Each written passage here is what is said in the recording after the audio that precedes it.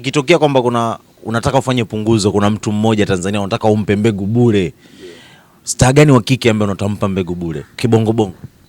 Irene Uwoya. Kwa nini Irene Uwoya? Naweza nikataja wawili.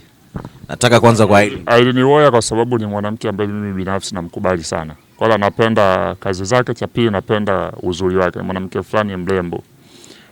Msanii mwingine ambaye naweza nikampa mbegu bure ni Wema Sepetu.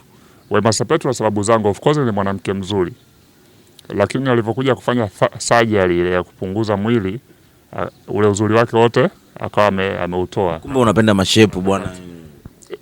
Mtu wa mashepu.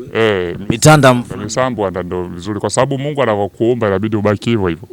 Usijaribu. Kwa hiyo Wema naweza nikampa kwa sababu mimi mbegu zangu zina uwezo wa kutunga mimba hata kwa mwanamke ambaye hapati mimba. Nilisikia, sina uhakika, nilisikia kwamba Wema mpaka sasa hivi hana mtoto.